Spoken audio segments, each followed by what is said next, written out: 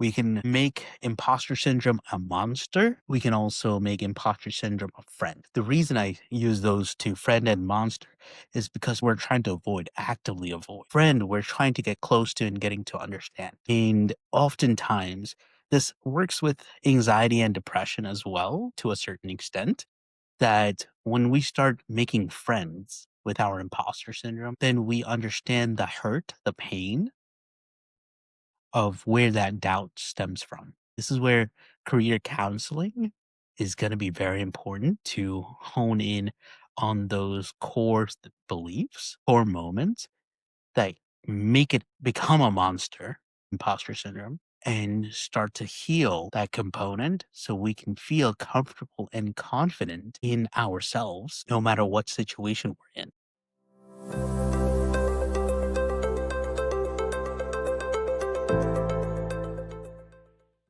This is Sim. I'm Ian. So we are here to talk about the psychology behind professional development. And today's topic is imposter syndrome, something that we've alluded to over the past several episodes. So today we are tackling imposter syndrome. Ian, I got a question for you. All right. All right. Have you experienced imposter syndrome before? Well, that's a great question. And I didn't see that coming at all. Yes. I think, and I'll answer the question, then it's going to go back to you. So currently I'm doing voiceover. And since January of this year, I've kind of leaned into it full time, doing voiceover artist. And how I define success in this field is if you submit your sample to whatever organization is requesting it, then if you get that submission to be approved and accepted, then you get the job. So right now in this month, or at time of this recording, I have one job that was volunteer. So until this point, I think the number is over 500 submissions Okay. in numerous platforms and areas. So I'm saying all this to get to answer your question is then you start questioning yourself. Am I right for this role? Is the role right for me? Did I pick the right career? I did research. I did the background. I did the YouTube videos. I did the classes during COVID. I did a lot of self-inflection, did Mhm. some talking to other outside individuals. And so all that to be saying, now it goes to, is this the right move? So I think the imposter syndrome is currently kicking in right now for me because I don't know if I'm confident that I am, but I'm also not confident that I am. So there's kind of a mix going on, and that imposter syndrome is definitely kicking in because in my head I'm thinking, well, if I was successful, then I wouldn't feel like an imposter. And I Mm, made the right move and I did yes. all the things to set everything up. So right now I do have that feeling of, is this the right move? Did I do all the right things to set this up? Is this the right way to go? Is this just a placeholder for something else? So many Am I faking it questions until I just make it? So a long answer to a very short question for sure. no, it's a complex Yes, answer and a it's a very complex complex answer. problem, right? Right, It's a right, very complex problem. right. Yeah. Yeah. So that's where I am. And I think that's because it's so top of mind, because it's so recent. And at the same time, if I look at my other career choices, I think many of them were also getting that imposter syndrome in there as well. You know, Yeah. when I was a teacher, when I was a social worker, when I was overseeing an advising department, was I, by faking it till I made it, was I truly in the right role? To this day, I want to say everything happens for a reason, and it does. But that's not to say that at the time, Right. was I feeling like an imposter in those different roles? Yeah. No, like just said it, right? Both can coexist. Let's say that. Correct. You can be successful, you can be attempting, you could be trying, you could be thinking, and imposter syndrome can be present. Yeah. And this is why it's such a complicated topic because no matter where, and I'll answer my bit Mm. a little bit later, right? Imposter syndrome exists as if it's in our mind and it just lives rent free, poking holes and pointing at us. I'm doing this with my fingers, the pointing. I keep forgetting this is audio and not video. Yes, that's a valid Right? point. Yes, I keep forgetting that too, actually. And the reason I say this right now because my wife and I, we were having this conversation on our road trip of, am I feeling confident now? I'm like, no, far from it. About this podcast, am I feeling confident? Nope. But those doubts, the imposter syndrome is still there. Questions of, am I good enough? Am I, are we producing quality content? Is it helping? And so all these questions are like rattling in my mind and it just keeps rattling. And that's not confidence. For me, the way I define confidence is the calm. Yeah, I've done this. Yeah, it'll work. It'll be fine. But when we're trying something new, again with voice Mm, voiceover, it's a very interesting, complex industry that you're mm, merging into, right? I see the numbers, I hear the numbers, 500 submissions, one work that was voluntary work. But then you talk about, I also had chats with other people. I'm doing A, B, C, D, so many different things. Yet the thought is still there. For me, it's the same thing. When we're done recording this podcast, I have to give myself at least 2, 3 days to disconnect from mm. the podcast so I can go back and edit. Because immediately after, all my head is thinking like, "Oh, you should have said that. You should have said that. You could have done that better." Those intrusive thoughts, penetrating thoughts that just eat at my confidence are present, right? So is there Yeah, a do you find ways that can help with that I know cannot eliminate, but can reduce those voices or that feeling? absolutely. Absolutely. How do I say this? Once I stopped looking at the results, I stopped feeding the monster, Mm, imposter syndrome, because it really loves to hone in on, see, you didn't get that. You didn't get that. You didn't get that. But you'll remember this. And listeners, this is like behind the scenes. Like when Ian and I, we were talking about launching this, one thing we mentioned is like, honestly, I don't care about the viewership. I just want to do this because this sounds fun. Right. And hopefully, if one person benefits or takes anything away from each one of our episodes, I think that is a success. You remember this, Ian? yeah, very much so. Yep, yep. The reason I had to frame it that way is because my imposter syndrome would have held me accountable. Well, I want to go viral, Mm. right? I want to hit, 1 million subscribers. I don't know, whatever those numbers are. Because then it would have just kept chewing at me saying, like, you didn't do it. You're not good enough. The negative self talk Mhm. would be right there. And I just realized we haven't really defined imposter syndrome. That is true. What is Good point. imposter syndrome? Go for it. Right? That's a good start, actually. Yeah. Let's rewind a little bit. You know, this is how our episodes go. I love it. I love it. Imposter syndrome, the way I explain it is the I don't belong here feeling. It's that doubt at the core of it, saying, I don't think this is for me. You're probably feeling it because you're going through that transition to voice acting and it hasn't yielded the response that you were looking for, Right. you were hoping for. And now the questions that you mentioned is like, is this right for me? I don't really, right? Those doubt Right. starts to populate. And for me, the podcast, right? For me, honestly, I don't know if we're delivering anything that is impactful for one. Mm, And the reason I feel validated right now in this episode is because someone that we both know mhm. listened to an episode and sent me a comment and feedback saying like, "Great episode." I saw myself walking. I was like, "Oh my gosh, it happened! It, it happened." So the layman's term for imposter syndrome is the doubt, right, that we don't belong. You know, Mhm. I think what's interesting about that syndrome is it feeds on I feel, lack of achieving a goal. So, for example, my goal is to, we'll say it was 1 gig a month. Well, I haven't Yeah. achieved that goal. Or maybe but that to me is something that's more of a quantitative goal.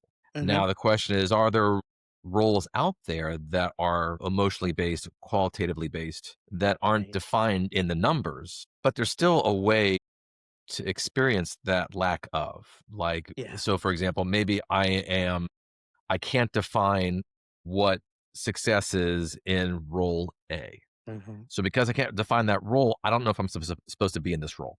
I didn't reach this certain goal in role A, therefore I feel like I'm not in the right role. So I feel that if you're not achieving, it sounds to me that if you're not achieving a goal or goals in a certain Mhm. role, then the imposter syndrome kind of rears its ugly head. Maybe it does when you do achieve a goal. Maybe the goal has been achieved and you say, well, I've achieved this goal. I don't have any more goals to achieve. Right. Maybe hit a plateau.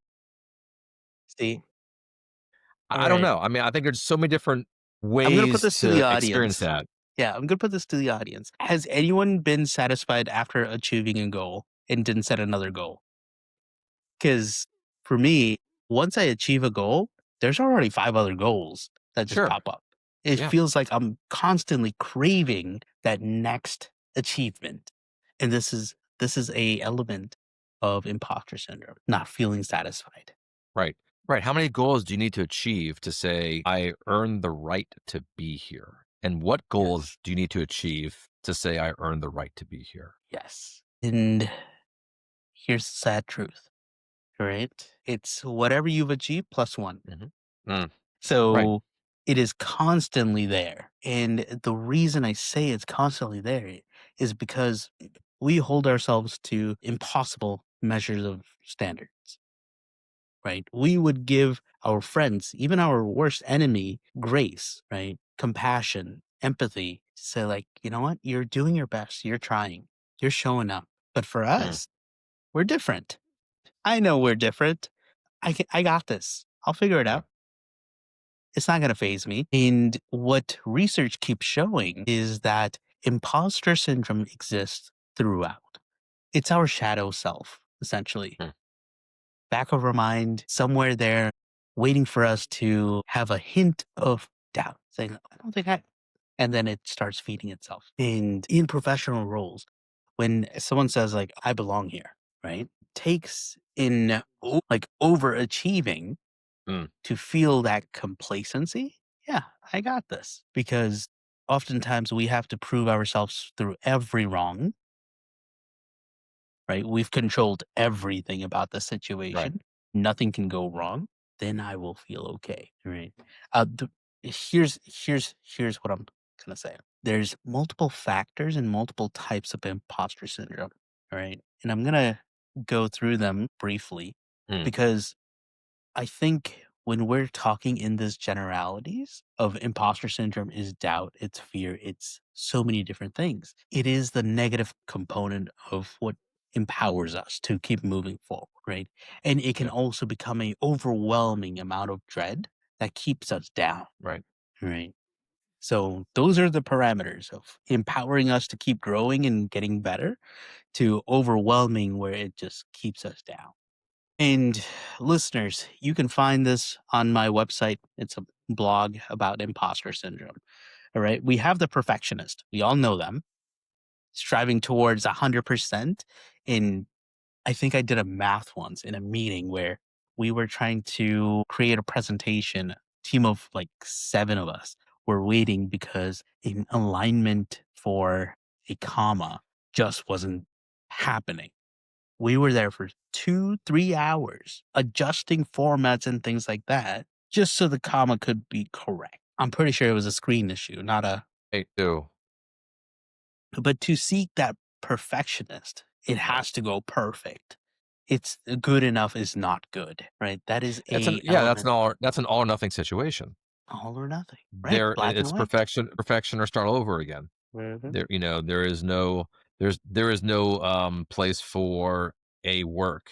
Right? It has to be A plus work.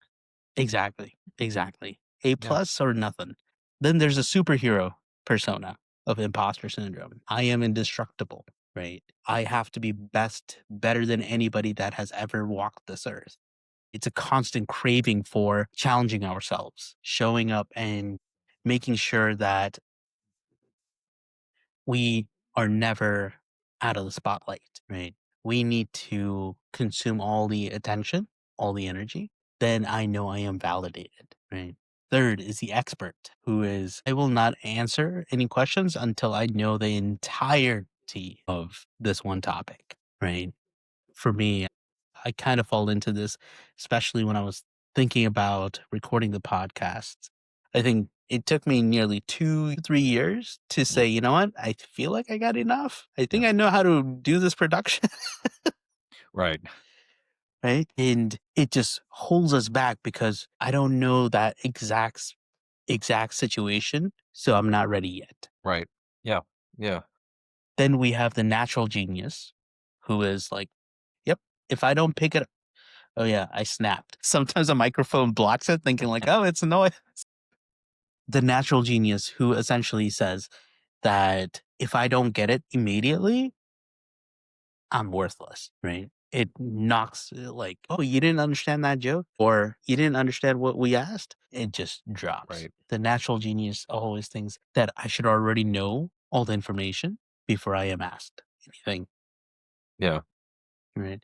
And the fifth one is a soloist. I don't need anybody's help. I can do this by myself. And if I need somebody's help, then I am not good enough. I'm gonna go with. Yeah. I know you didn't ask, so I'm just gonna say it anyways. I'm gonna go Go with ahead. 4 and 5. I think that Yeah.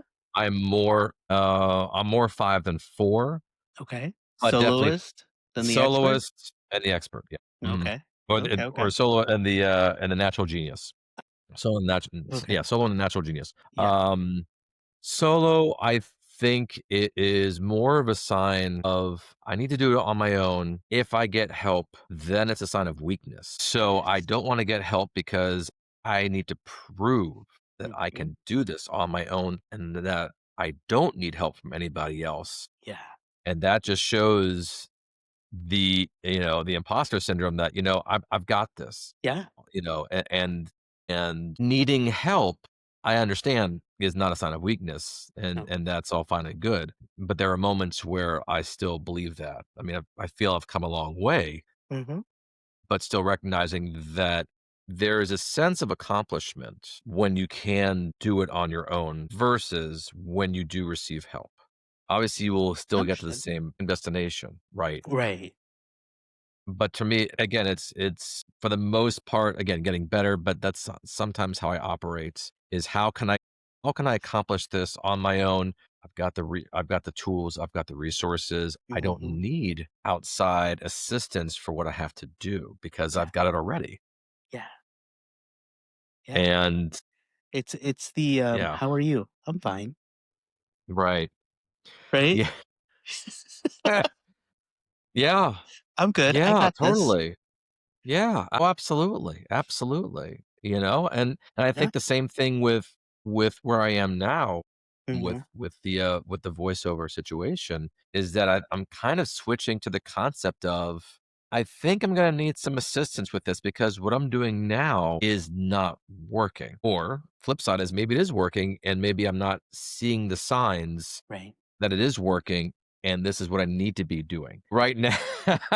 So I'm right with now you. the imposter syndrome is kind of kicking in to say, "Are you sure you're in the right place?" Mhm. Versus the flip side saying, "You are in the right place. Keep on doing what you're doing. Just have to put in the time. Yeah. You have to stick with the process."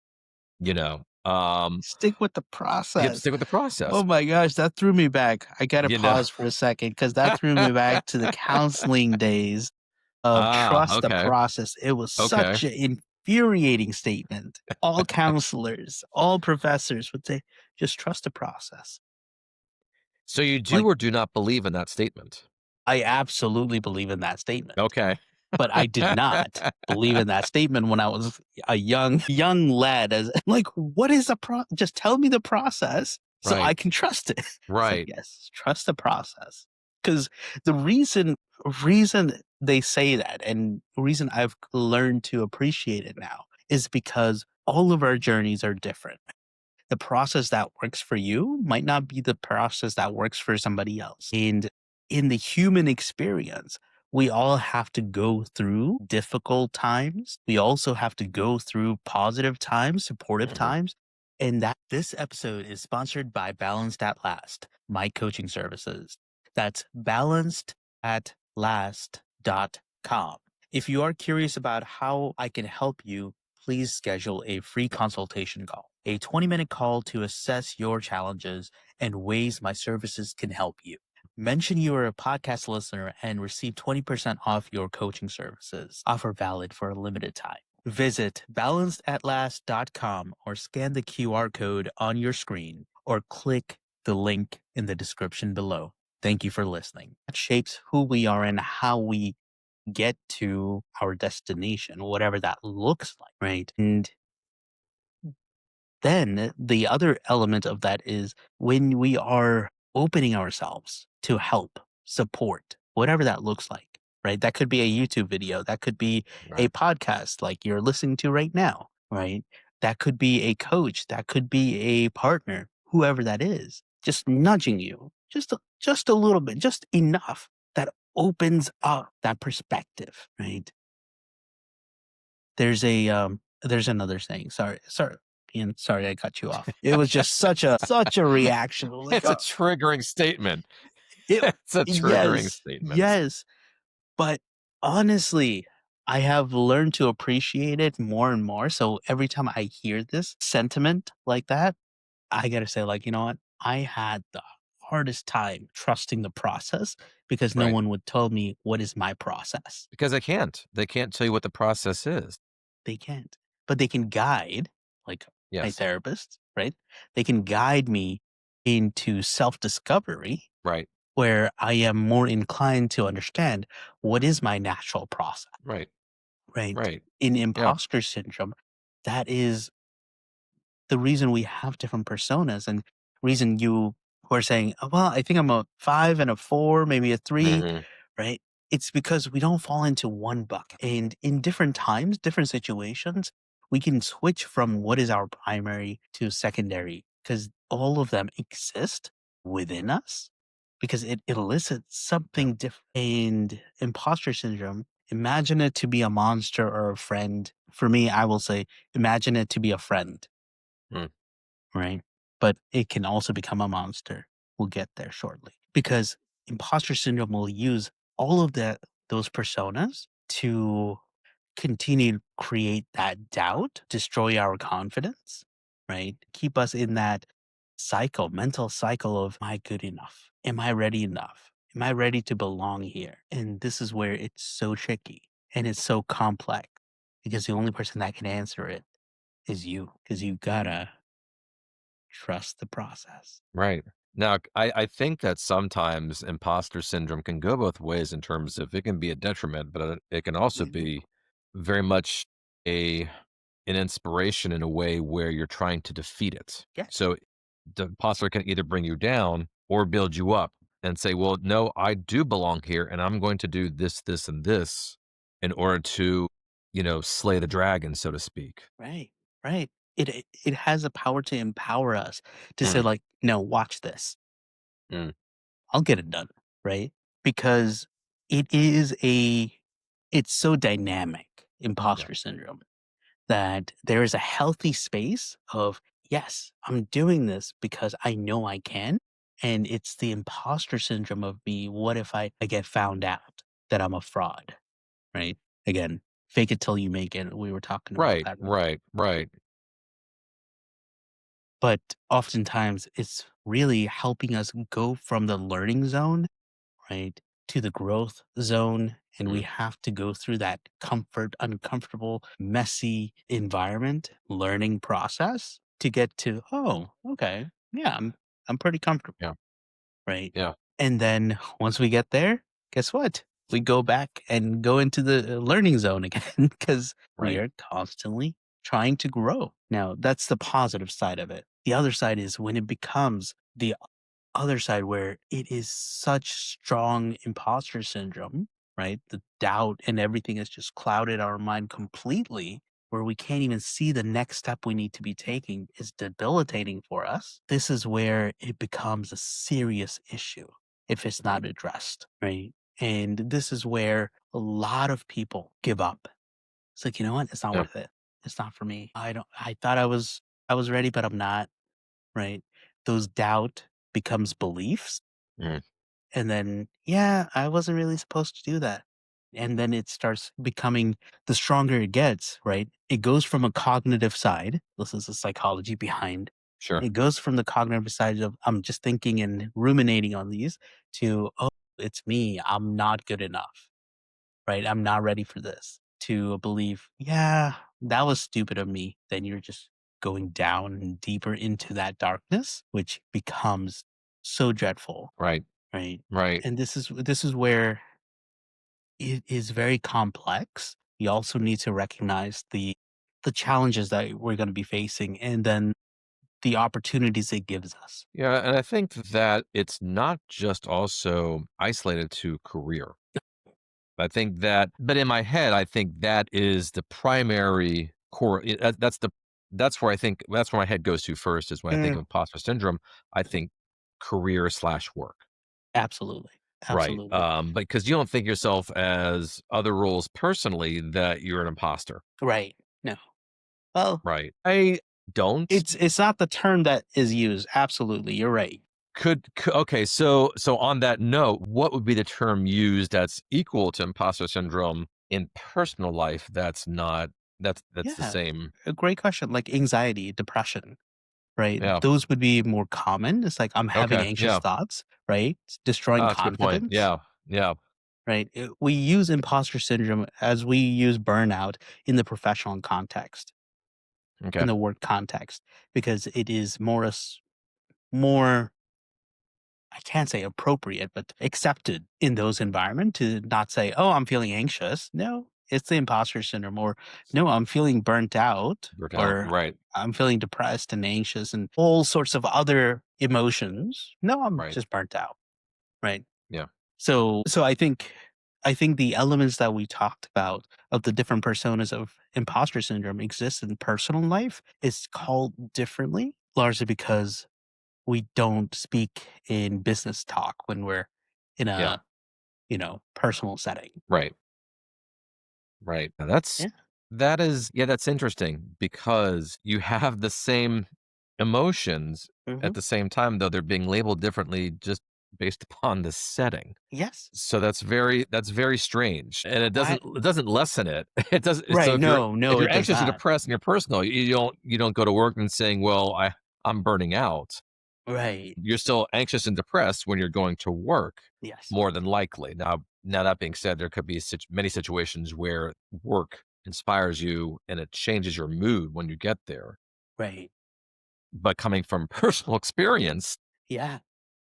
unfortunately, I didn't learn until later that, you know, you do carry it over. And so if it was and vice versa, by the way, it's not just home to work, it's work Hmm. to home as well. So you Yeah. carry it with you regardless. So it's not as if you're anxious and depressed in one place and not the other. Right. That being said, again, from personal Yeah. experiences, I've had that both ways. I've had anxious and depressed at work going Hmm. home, anxious and depressed at home going to Yeah. work. Did either setting improve that? Not really. No, but it does offer a buffer. It does. Right? For Yes. example, if you Yes. are at work and you're always triggered at work Mm, for your anxious and depressive thoughts or imposter syndrome, burnout, right? When you go home, yes, you're still have that residual impact of it, but at least you also have that time to say like, okay, I'm not getting triggered by yeah. X situation. Right? So there is that relief. I know I wanna say, a generation ago or so, there was a thought of you keep your work at work and your Yeah. home at home. That Absolutely. has never been shown to be possible. Right. There is not a unless you oh my gosh, what is that show? Severance. Severance. Yeah, By the way, season one, it's rocking. By the way, it's a good show. But I yes, have to to watch your it. point on that, yeah, no spoilers. Right, yeah, no. Oh, It's no. hard to do. It's hard to do in a show. See, this is where I think it's important for us to recognize that imposter syndrome has its roots in mental health, Mhm. right? But it branches into the professional setting where it really bears most of the I'll just use fruit because I said branch. Mhm. Right? And like as we're talking about it, one of the key components, like, okay, I get it. I'm feeling it and I have different personas working for and against me. How do I keep it from the healthy to tipping over to the unhealthy Right. and destructive side? Right. Right. And as I think about it, and I mentioned it earlier, is we can make imposter syndrome a monster. We can also make imposter syndrome a friend. The reason I use those two, friend and monster, is because monster we're trying to avoid, actively avoid. Friend we're trying to get close to and getting to understand. And oftentimes this works with anxiety and depression as well to a certain extent, that when we start making friends with our imposter syndrome, then we understand the hurt, the pain of where that doubt stems from. Right. This is where career counseling is going to be very important to hone in on those core beliefs, core moments that make it become a monster, imposter syndrome, and start to heal that component so we can feel comfortable and confident in ourselves no matter what situation we're in, right? So, what are some tangibles, Right. right? That's not very tangible unless you go and talk to a career counselor or a therapist. That's true. And I think I think I've shared this at least once. Write it down. Mm. Write it down. Whatever thoughts the imposter is giving you, write them down. Because when it ping pongs in my head, guess what? It's just playing with itself, right? It's like, what if, what if, what if, what if, what if, Yeah. right? When it's on paper, I see it black and white. These are the doubts that I'm having. Okay. Then I can test it. Like, okay, out of these doubts, which ones are actually based on reality and my experience? Okay. All right. Out of those, which are within my control? Okay. Right. Which are within my influence? Right. We'll talk about the sphere of control and influence another episode. Um, okay. What can I influence? And then what is completely outside of our control, right? As you start narrowing things down, you'll know that there's only a few things where we can actually invest our energy and time. Check out last episode if you're curious about time and energy. A lot of self promotion happening right now, Good plug. right? Good Thank you. plug. Thank you. Yeah. um, that is a great place for us to get out of our head and put it on paper that we can see, and it becomes more tangible when we can see it, when we can hold it, when we can crumple up that paper, we can throw it in the trash, we can burn, right? It can become cathartic, and that's when you're already there. How do you know if it's tipping point towards a monster or a friend? And my indicator for this is how much energy am I using to run away from these thoughts. The more I am using to avoid these thoughts, the more into the monster side it becomes. Yeah. It Yeah. and for me, that is usually one restless night. Mm. My indicator. Again, that's my process, Right. Right. I mean, right? For you, you can define it as X is the indicator that I am right. stressed and I am going into this. For me, when it becomes like, oh, I did not sleep well because X thought just kept eating at me, right? I'm not saying that's at the monster side. I'm saying for Yeah. me, that's when my brain says like, "Hey, just a warning, right? Your friend is turning into a monster. Yeah. Do something or, we're going to have to revisit this again." So I know is I've been this talking. Go yeah. ahead. No, Yeah. so is this something that is natural? Is this something that we need to look out for and be concerned or worried about? Or is this one of those things where it's just par for the course in life? You're gonna have doubts regardless of how strong, Mhm. how not, or how minimal those doubts may be. Right. Great question. So, yes, it is normal. Yeah. Right. I don't know if we had this question. Like, I believe emotions are the universal language. Doesn't matter what language you speak, everyone will have emotions. They know what happy means. They know what sad means. They know what Right. anxious means. Everyone has those. And imposter syndrome, as we're talking about it, everyone has that. It's some people are able to equip their strategy to better maintain. So Mhm. it stays in that friend circle Right. rather than go into the monster. Some need help to tame that monster so it can start becoming a friend, right? So absolutely. Um, I'm gonna I'm gonna butcher a quote from Obama, President Obama, where he said, something like, I sat in a room with, generals and so on and so forth, and very impressive. I thought I didn't belong. Mm, And after I got to know them, I'm like, oh, they're just people, right. right? Because that feeling of not belonging in a room, in a space, at the table, we all have them until we recognize that we're all human going and having a human Yeah. experience, Yeah. right? We just have to continue to learn, try to reach outside of our comfort zone Mm, in a strategic way, not in a, I'm going to jump in the deep end, but in a healthy, strategic way that allows us to expand where we feel like an imposter and we don't. And oftentimes, what happens is the more we continue to grow, right?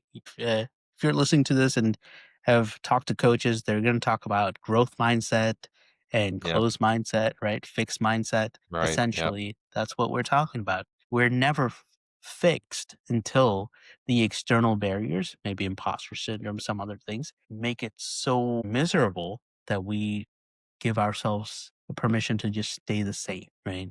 And that can be a entirely different episode where we Yeah. talk about that. Yeah. Yeah, I think so. Right. So Yeah.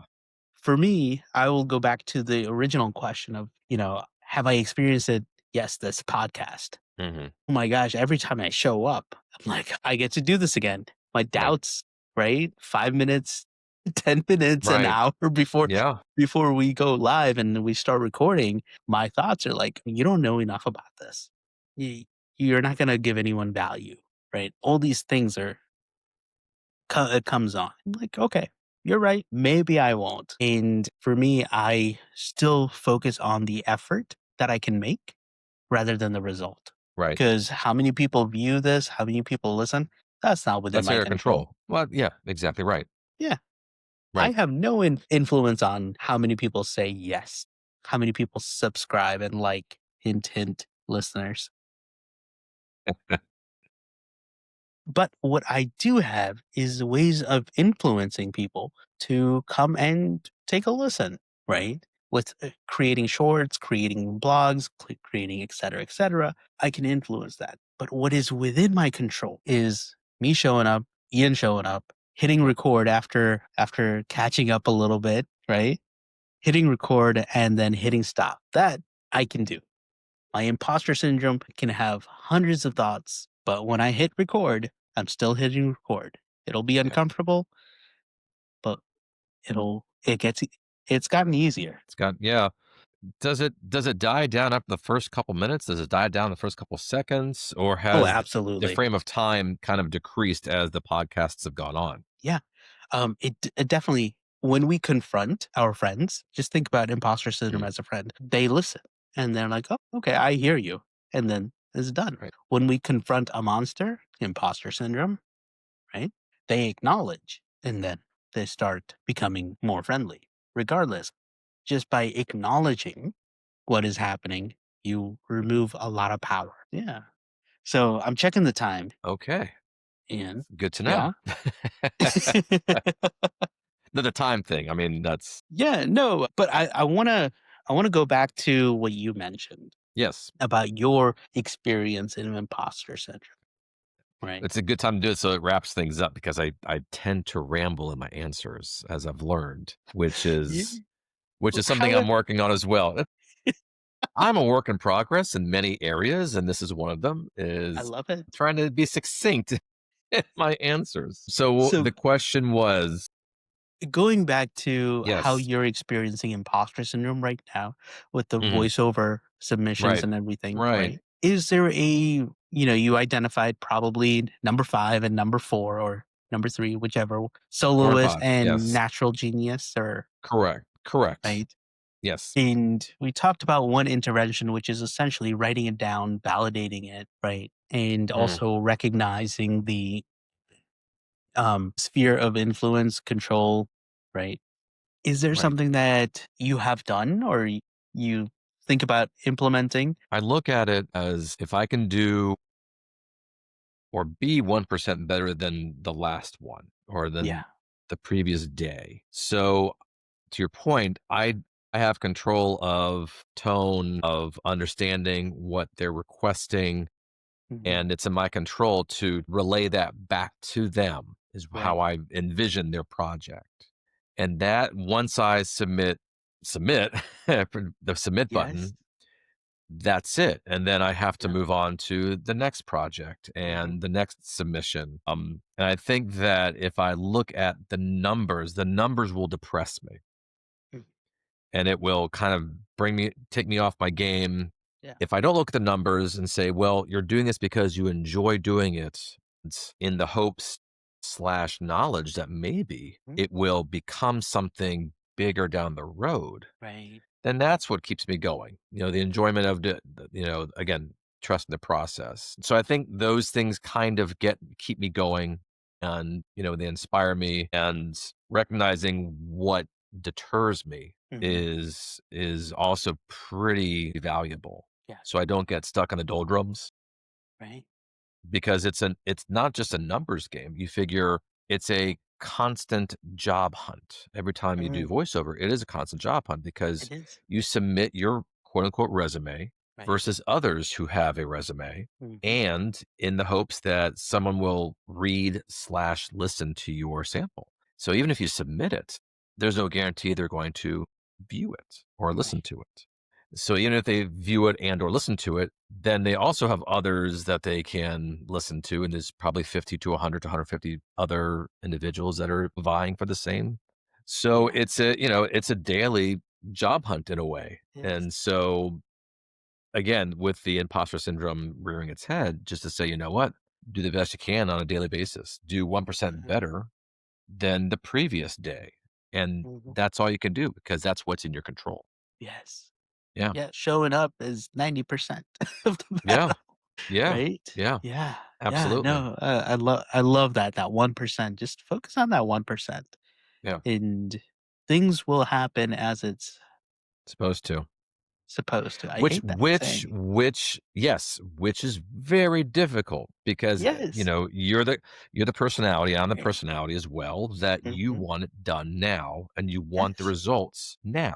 Yeah, that's So it. that is really frustrating to kind of wrap your head around to say, I Yes. want this to happen yesterday and it's not happening. So therefore, maybe I'm not good for this role, right? The results didn't show up as quickly as I wanted to. Therefore, it's just not, maybe it's just not for me. Yeah, It's terrible. Oh, it's terrible. it is, and on that note, it's terrible. Thank you for joining us. Thank you. Thank you so much for joining us and being part of the conversation.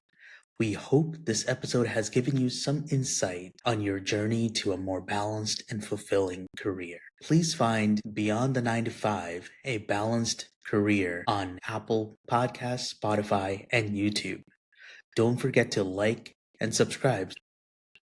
We'll be back in 2 weeks with a new episode. Thank you for joining us.